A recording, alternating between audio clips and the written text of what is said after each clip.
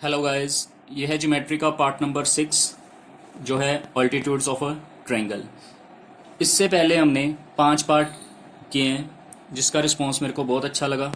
तो जिन्होंने 1 से लेकर 5 तक पार्ट नहीं देखे हैं पहले वो ज़रूर देखें। तो हम सीक्वेंस वाइज चल रहे हैं ज्योमेट्री पोर्शन के अंदर। तो 6th पार्ट है ऑल्टीट्यूड्स ऑफ अ ट्रायंगल, जिसे हिंदी में बोलते हैं शीर्ष लंब। देखिए, शीर्ष का मतलब होता है वर्टेक्स, ठीक है। शीर्ष को इंग्लिश में बोलते हैं वर्टेक्स, और लंब जहाँ 90 डिग्री का एंगल बने, ठीक है, जो 90 डिग्री का एंगल बनाए। क्लियर। तो वर्टेक्स से कोई लाइन निकलेगी और वो क्या बनाएगी, 90 डिग्री का एंगल, उसी को बोलते हैं अल्टीट्यूड, ठीक है। हिंदी में बोल देते हैं शीर्ष लंब। क्लियर। तो हम इसे एक ट्रायंगल बनाते हैं।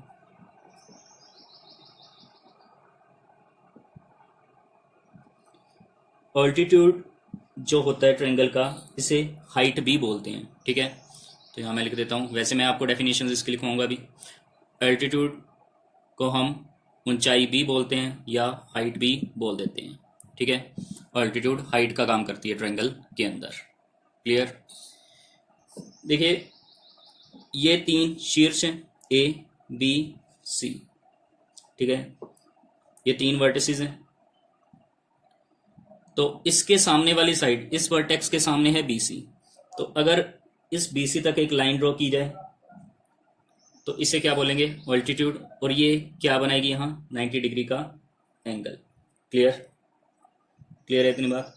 चलिए, अब हमने परपेंडिकुलर बाइसेक्टर पढ़ा था इससे पहले। परपेंडिकुलर बाइसेक्टर क्या करता था, सामने वाली साइड को इक्वल पार्ट्स में डिवाइड करता था। लेकिन यहाँ अगर ये D पॉइंट है तो इसका मतलब ये नहीं कि BC को ये 2 हिस्सों में काट दे, यानी कि BD और CD इक्वल नहीं होंगे। ऑल्टीट्यूड का ये काम नहीं है कि ये सामने वाली साइड को बराबर काटे। क्लियर। तो अगली वीडियो में मैं आपको सारे पार्ट्स के डिफरेंस भी समझा दूंगा ताकि आपको एक ही वीडियो में सब कुछ लर्न हो जाए। क्लियर। और हम पार्ट बाय पार्ट चल रहे हैं ताकि आपको पूरा बेसिक अच्छी तरह से समझ आ जाए। अब B वर्टेक्स से भी हम एक ऑल्टीट्यूड ड्रॉ करेंगे। क्लियर। और ये यहां पर क्या बनाएगा, इस साइड पर 90 डिग्री का एंगल। क्लियर। इसी तरह C वर्टेक्स से अगर एक लाइन ड्रॉ की जाए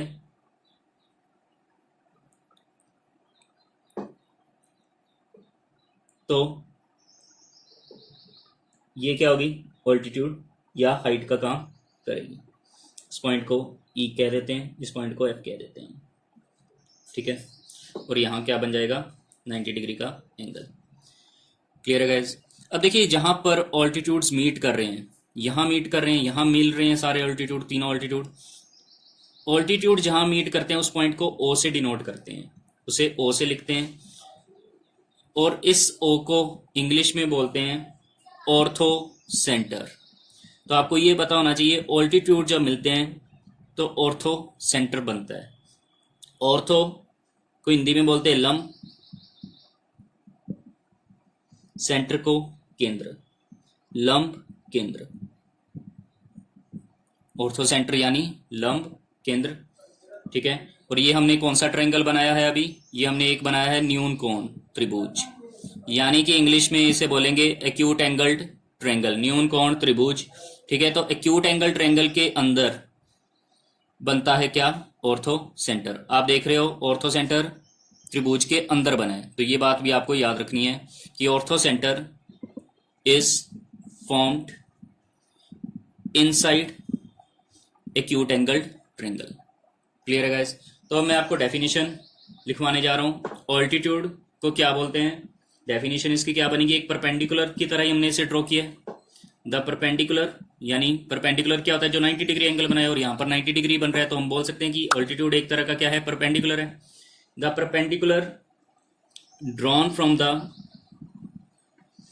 perpendicular drawn from the vertex of a triangle to the opposite side, ठीक है। ऑपोजिट मतलब उसके सामने वाली साइड। तो हिंदी में भी आप इसकी डेफिनेशन लिखिए, हिंदी में मैं बोल रहा हूं, आप साथ साथ लिख सकते हैं। शीर्ष से निकलने वाली रेखा, शीर्ष से निकलने वाली रेखा सामने वाली भुजा पर, सामने वाली भुजा पर क्या करेगी भाई?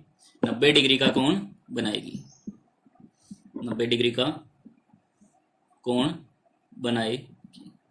ये बात आपको पता होनी चाहिए, ठीक है। तो उसे क्या कहेंगे? शीर्ष लंब। क्लियर है गाइस? तो शीर्ष लंब यानी ऑल्टीट्यूड समझ आया होगा, ठीक है। सिर्फ अभी तक मैंने आपको यही बताया कि ये 90 डिग्री का एंगल बनाएगी और ये दोनों आपस में क्या इक्वल नहीं होंगी, ठीक है। ऑल्टीट्यूड में और मे नॉट डिवाइड हो सकता है ये इक्वल हो भी जाए किसी केसेस में, लेकिन ज्यादातर ये बी डी और सी डी इक्वल नहीं होगी, ये बराबर नहीं कटेंगी, ठीक है। अब हम बात करते हैं राइट एंगल ट्रायंगल में, जो हमने ये पढ़ा ortho centre. Right angle triangle में कहाँ बनता है? Ortho centre. सेकेंड केस है राइट एंगल ट्रायंगल। तो राइट एंगल ट्रायंगल जिसे समकोण त्रिभुज बोलते हैं हिंदी में, समकोण त्रिभुज।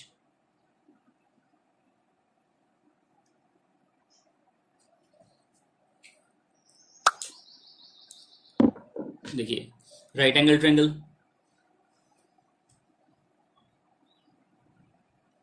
इस तरह मैंने बनाया एक समकोण त्रिभुज।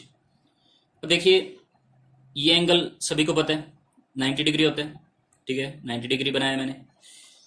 तो ये तीन वर्टिसेस बनाए, तीन वर्टेक्स बनाए, ए बी और सी। अब इस वर्टेक्स के सामने भुजा ये है, तो इसका ऑल्टीट्यूड या हाइट ये होगी, ठीक है, और 90 डिग्री एंगल बनाएगा बी डी। क्लियर? याद रहे कि ये जो डी है ये कोई मध्य बिंदु नहीं है। तो कई बच्चे बहुत गलतियां करते हैं, ऑल्टीट्यूड में इसे मिड पॉइंट मान लेते हैं और एडी और डीसी को बराबर कर देते हैं। तो मैंने पहले भी आपको बताया कि ये जरूरी नहीं कि सामने वाली भुजा को बराबर काटे, तो ये मिड पॉइंट नहीं होगा। क्लियर? ये बात आपको ध्यान में रखनी है। क्लियर? तो बीडी हमारा क्या है? एक शीर्ष लंब है यहाँ। अब यहां से लेकर यहां तक तो ये आपको पहले ही पता है 90 डिग्री एंगल बन रहा है, यानी एक ए बी ऑल्टीट्यूड पहले से ही बना हुआ है। ए बी ऑल्टीट्यूड है, एक बी डी ऑल्टीट्यूड है। और कौन सा ऑल्टीट्यूड हम बना सकते हैं यहाँ पर? 90 डिग्री के साथ इधर की तरफ भी जा रहे हैं, तो ये तीन ऑल्टीट्यूड्स हैं, ठीक है। तो यहाँ पर तीन ऑल्टीट्यूड पहले ही बन चुके हैं। कौन कौन से ऑल्टीट्यूड बनाए मैंने? एक ए बी शीर्ष लंब बनाया मैंने, A B altitude, B D और बी सी। ये तीनों क्या है? 90 डिग्री, यानी राइट एंगल ट्रायंगल के अंदर इन्हें क्या कहा जाएगा? ऑल्टीट्यूड। यानी कि ऑल्टीट्यूड वहां बनता है जहां 90 डिग्री का एंगल बन रहा हो। जहां 90 डिग्री बनेगा वहां ऑल्टीट्यूड बनेगा। क्लियर? चलिए अब आप देख रहे हो कि तीनों ऑल्टीट्यूड, तीनों के तीनों ऑल्टीट्यूड्स, ये वाला यहां मीट कर रहा है, ये वाला यहां आ रहा है और ये वाला भी इधर आ रहा है। तो यानी कि यहां क्या बनेगा? Ortho centre. इस पॉइंट को हम क्या बोलेंगे? ओ। क्लियर है गाइस? तो आपने क्या देखा है कि ऑर्थो सेंटर, यानी जिसे हम लंब केंद्र बोलते हैं हिंदी में, ortho centre right angle triangle के अंदर गाइस कहाँ बन रहा है? बताइए आप। ऑर्थो सेंटर बन रहा है यहाँ, मतलब जहां 90 डिग्री का एंगल बनता है। राइट एंगल ट्रायंगल के अंदर, समकोण त्रिभुज के अंदर जहां 90 डिग्री का कोण होता है, वहीं पर क्या होता है? Ortho centre. Most important point, बहुत बार पूछा जाता है ये गाइस, ठीक है। तो ortho centre is formed at 90 degree in right angle triangle. Clear? तो एक्यूट एंगल ट्रायंगल के अंदर हमने देखा कि ये ऑर्थो सेंटर ट्रायंगल के अंदर बनता है, ठीक है, कहीं भी अंदर बनेगा। लेकिन राइट एंगल ट्रायंगल के अंदर हमने कहाँ देखा? उस वर्टेक्स पे बनेगा जहां 90 डिग्री का एंगल हो। अगर मैंने ये राइट एंगल ट्रायंगल इस तरह से भी बनाया होता, समकोण त्रिभुज अगर मैं इस तरह से भी ड्रॉ करता, तो यहां पर ऑर्थो सेंटर बनता। क्लियर है गाइस? तो आपको ऑर्थो सेंटर पता होना चाहिए कि ऑर्थो सेंटर बनता कहां पर है, ठीक है। तो अब थर्ड ट्रायंगल की बात करते हैं, जिन्होंने मेरे लास्ट पार्ट्स देखे हैं उन्हें पता होगा कि मैं जो भी सेंटर्स की हमने बात की वो सभी ट्रायंगल्स के अंदर बात की। तो इसमें भी हम थर्ड टाइप ऑफ ट्रायंगल बनाएंगे, ऑब्ट्यूज एंगल्ड ट्रायंगल, अधिक कोण त्रिभुज। तो अधिक कोण त्रिभुज बनाते हैं।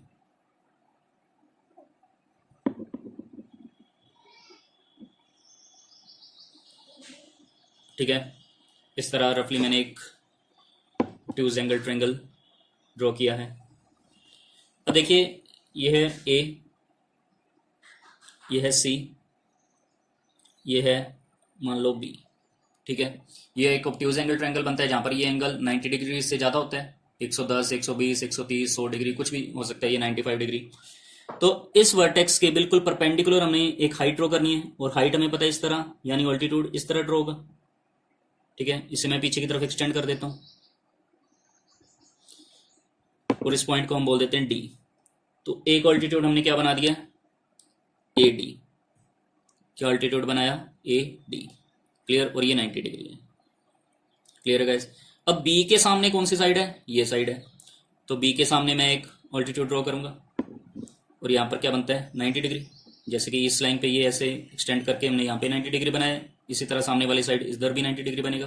तीसरा वर्टेक्स सी, इसके सामने कौन सी साइड होगी, इस वर्टेक्स के, इस वर्टेक्स के सामने साइड होगी इधर ऑपोजिट। तो मुझे इधर एक लाइन ड्रॉ करनी पड़ेगी। तो मैं क्या करूं, इसे एक्सटेंड कर लूं और इसे इस तरह। तो यहां पर भी क्या बन रहा है, 90 डिग्री। क्लियर है गाइस। तो अब देखिए मैं क्या बताने जा रहा हूं आपको। अगर मैं इन तीनों लाइंस को एक्सटेंड करूं, इसे मैं यहां एक्सटेंड कर दूं और इसे भी इधर ले आऊं और इसे भी यहां ले जाऊं,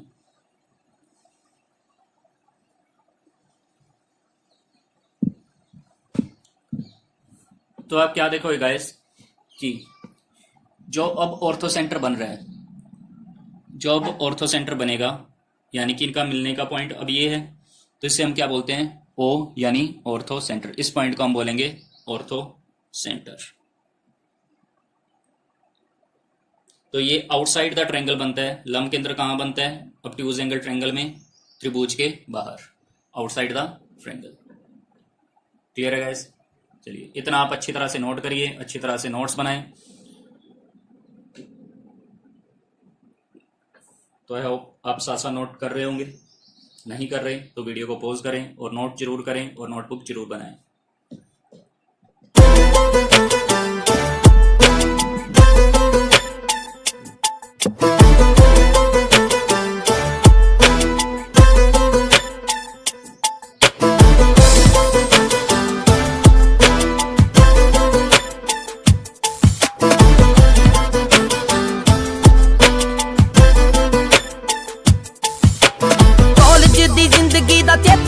बड़ा सी कई सालों बाद अज गेट मूरे खड़ा सी। कॉलेज दी जिंदगी दा चेता आउंदा बड़ा सी, कई सालों बाद अज गेट मूरे खड़ा। चलिए अब एक क्वेश्चन करते हैं। क्वेश्चन स्टार्ट करने जा रहे हैं। सपोज ये एक ट्रायंगल है, ठीक है। सपोज क्या ये है ही एक ट्रायंगल ए बी सी, ठीक है। और आपको क्या पूछ ले कि हमें एडी की लंबाई बताइए क्या होगी। देखिए, अब क्वेश्चन में आपको एडी की लंबाई वो तभी पूछेगा अगर आपको वो क्वेश्चन में ए बी देगा, बी सी देगा और ए सी जरूर देगा, अदरवाइज तो आंसर इसका आ ही नहीं सकता। ठीक है, तो आपको ये पता होना चाहिए वो एडी यानी हम हाइट कब निकाल सकते हैं, अगर हमें ए बी, बी सी और ए सी दिया गया हो। तो मैं क्वेश्चन लिख रहा हूं, यदि बी सी 10 सेंटीमीटर है, ए बी 13 सेंटीमीटर है और ए सी भी 13 सेंटीमीटर है, तो एडी फाइंड करें। ठीक है, तो आपको एडी निकालना है। तो किस तरह से आप इसे कर सकते हैं, है कोई आइडिया? ये आपको बीसी की बने 10, ए बी गिवन है 13 और इसी तरह ए सी भी गिवन है 13। ये सब कुछ आपको दिया हुआ है 10 13 13 और आपसे ये ए डी पूछा है। तो आपको पता है एरिया का फॉर्मूला होता है हाफ मल्टीप्लाई बेस यानी आधार मल्टीप्लाई हाइट यानी ऊंचाई, और हमें हाइट ही निकालनी है। एडी ऑल्टीट्यूड है यानी हाइट ही होती है ये, तो हाफ बेस इंटू हाइट। लेकिन यहाँ एरिया भी गिवन नहीं है, ठीक है ना। तो एक दूसरा फॉर्मूला है एरिया निकालने का, जिन्हें नहीं पता वो नोट करेंगे। किसी भी ट्रायंगल के अंदर जब हमें अलग अलग साइड्स दी हों तो हम एरिया निकालने का फॉर्मूला यूज करते हैं, हीरोन्स फॉर्मूला। वो क्या है Heron's formula? Under root S into S minus A into S minus B into S minus C. अब एस क्या है? एस है तीनों साइड्स के टोटल का आधा, ए प्लस बी प्लस सी अपॉन 2। पहले एस निकाल सकते हो आप इसमें से, क्योंकि हमें तीनों साइड्स पता है 10 13 और 13। तो एस निकालेंगे हम 10 प्लस 13 डिवाइड बाई 2। तो 13 और 13 26 और 10 36, 36 बाई 2 क्या आ जाएगा 18। तो एस की वैल्यू आ गई है 18, यहाँ हम पुट करेंगे। तो एस की वैल्यू 18 पुट की, एस माइनस ए, ठीक है, आप ए 10 मान लो, बी 13 सी 13, ठीक है। तो 18 माइनस 10 8, 18 माइनस 13 5, 18 माइनस 13 5। तो स्क्वायर रूट के अंदर ये दो 5 आ रहे हैं, तो एक पेयर हम बाहर ले सकते हैं, ठीक है। तो 5, अब 18 इंटू 8 होता है 144, 18 गुना 8 होता है 144, 144 का रूट होता है 12, 5 इंटू 12 क्या आ जाएगा 60। तो एरिया यहां पर हमने क्या निकाला है 60 सेंटीमीटर स्क्वायर। क्लियर? अब इस फॉर्मूले में एरिया की वैल्यू पुट करते हैं 60 और बेस हमें गिवन है, बेस 10 है, ऊंचाई निकाल सकते हैं। तो यहाँ हम वैल्यू पुट करने जा रहे हैं, तो मैं इसे सोल्व करता हूँ। यहाँ एरिया होता है half base into height, area निकाला हमने 60 1/2, बेस हमें गिवन है 10 मल्टीप्लाई हाइट। तो ये 10/2 5, ये 5 ही तरह का डिवाइड हो जाएगा, 60/5 क्या आ जाएगा 12। तो ये हाइट क्या आ गई है 12 सेंटीमीटर। क्लियर है गाइस? चलिए, तो एक मेथड तो इसका है, इस तरह हम इन्हें सॉल्व कर सकते हैं। अब गाइस अगर आपको लगे कि आप यहाँ पर सपोज कुछ स्टूडेंट्स दिमाग लगाएं कि हम पाइथागोरस थ्योरम क्यों ना लगा लें। अगर आप इस ट्रायंगल को देखें खाली, तो एक समकोण त्रिभुज बन रहा है, इस तरह 90 डिग्री इधर भी बनेगा, तो यहाँ भी क्या हो सकता है पाइथागोरस थ्योरम। तो ये 10 है, तो 10 का आधा 5, कुछ बच्चे कर देंगे 5, तो हो जाएगा गलत, क्योंकि मैंने आपको बताया ये इक्वली डिवाइड नहीं करता, ठीक है। तो आपने पहला मेथड अच्छी तरह से नोट कर लिया होगा, जिसमें हाइट निकली है 12। तो इसका मैं अब आपको दूसरा तरीका बताता हूँ। अगर आप यहाँ पर पाइथागोरस थ्योरम लगाना चाहते हो तो कैसे लगेगी।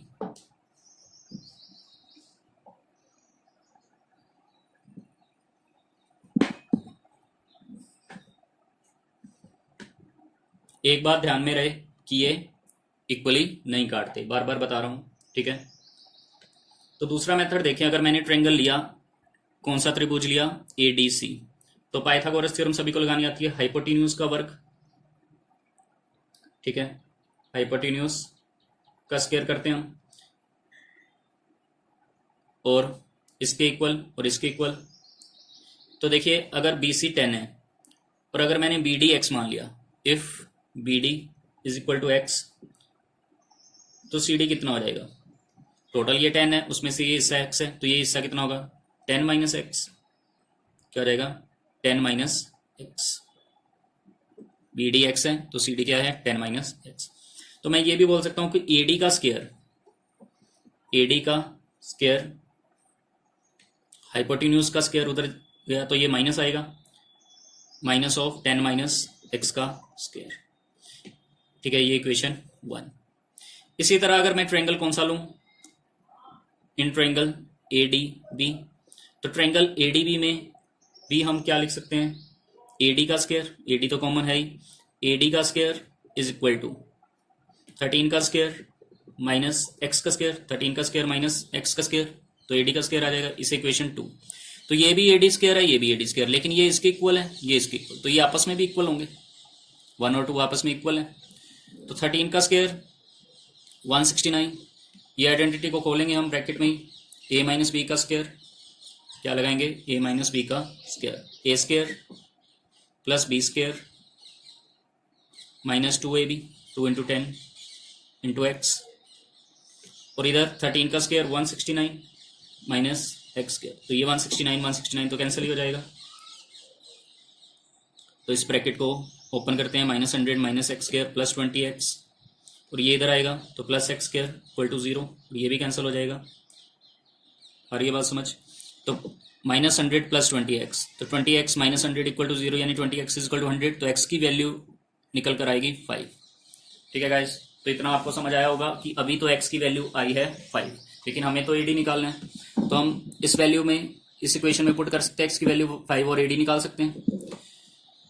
तो AD का स्क्वायर इज इक्वल टू 13 का स्क्वायर, x की वैल्यू है 5, तो 5 का स्क्वायर 169 माइनस 5 का स्क्वायर 25, 169 माइनस 25 144, 144 का रूट, तो AD आ जाएगा 12। ठीक है, तो आप इस तरह भी इस क्वेश्चन को सॉल्व कर सकते हैं। तो जल्दी जल्दी नोट कीजिए इसे। लास्ट टॉपिक की ओर बढ़ते हैं, इरेज कर रहा हूं मैं इसे।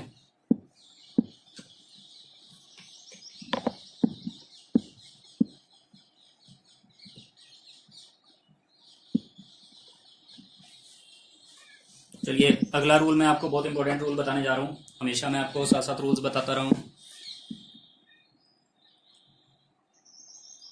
देखिए, आपको पता है ऑल्टीट्यूड्स हमने अभी मिलाए थे सभी। ठीक है, 90 डिग्री का एंगल बनाते हैं ये ऑर्थो सेंटर होता है। क्लियर है इतनी बात? A B C D E F। ठीक है, तो अगर मैं ये 90 डिग्री है तो इधर भी तो 90 डिग्री बनता है, क्योंकि पूरी लाइन तो 180 डिग्री की होती है, तो 90 90 180, इधर भी 90, तो इधर भी 90। क्लियर? तो देखिए, मैं आपको क्या बताना चाहता हूँ, अगर मैं ये लाइन को हटा दूं, कौन सी, अगर मैं AO लाइन को हटा दूं, तो मैं इधर बना देता हूं,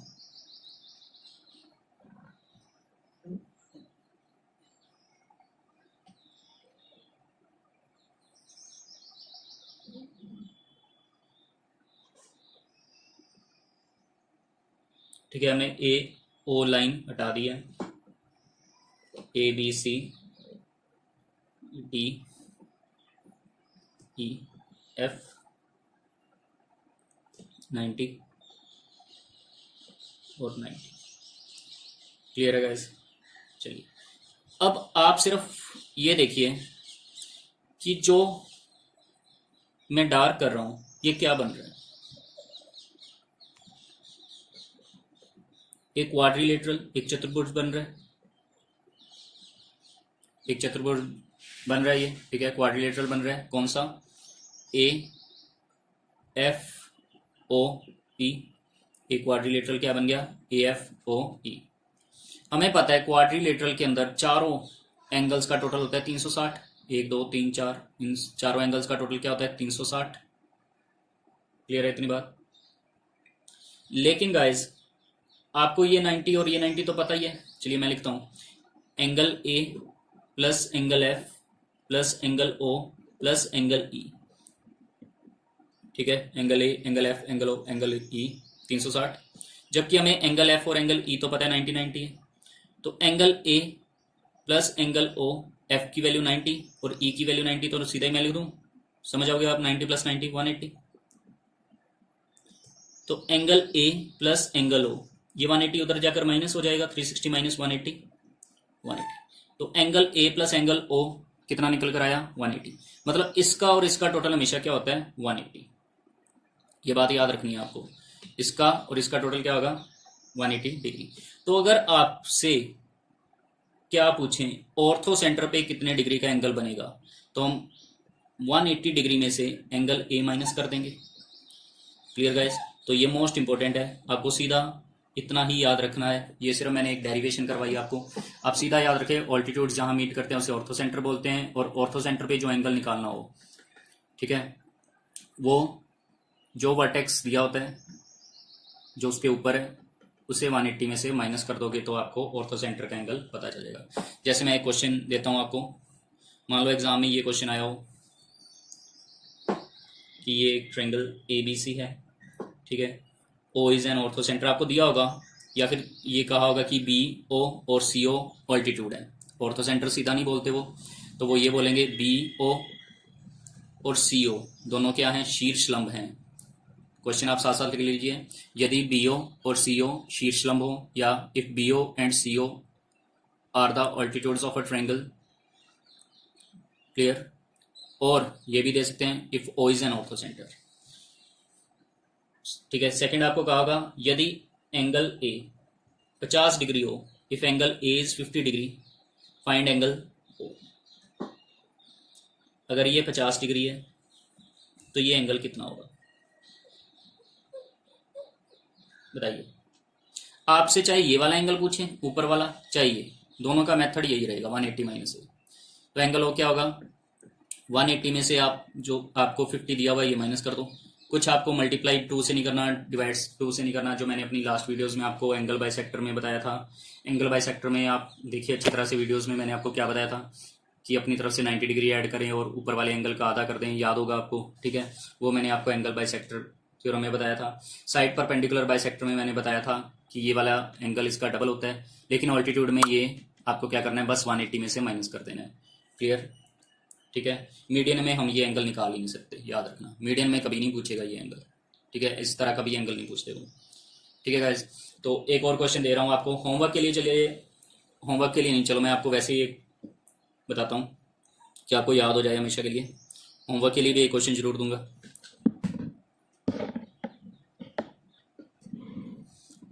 देख पा रहे होगे आप ट्रायंगल को। चलिए मैं आपको सीधा सीधा रूल लिखवा देता हूँ। ये आपको गिवन है ABCDEF, क्लियर। अगर आपसे ये एंगल पूछे, ये एंगल यानी कि आपसे एंगल पूछे ये O है, अगर आपसे एंगल पूछे BOC तो आप क्या करेंगे, 180 डिग्री इसके ऊपर एंगल A, ठीक है। और अगर आपसे एंगल पूछे, आपसे पूछे एंगल सपोज ये वाले एंगल को क्या बोलेंगे, AOC। तो एंगल AOC किसके इक्वल होगा, ये वाला एंगल के पीछे ये आ रहा है, इस एंगल के पीछे ये आ रहा है। तो एंगल AOC के लिए आप करोगे 180 डिग्री में से एंगल B माइनस, ठीक है। इसी तरह एंगल AOB पूछ सकता है वो, यानी कि ये वाला एंगल AOB, ये वाला, तो इसके पीछे ये आ रहा है, तो 180 degree minus angle C। That's it guys, ठीक है। तो आपको अच्छी तरह से रूल्स पता चले होंगे इसके, क्लियर। मैंने एक पहले क्वेश्चन करवाया आपको, तो आपके लिए एक होमवर्क क्वेश्चन दे रहा हूँ जिसमें आपको ऑल्टीट्यूड की लेंथ फाइंड आउट करनी है। तो क्वेश्चन है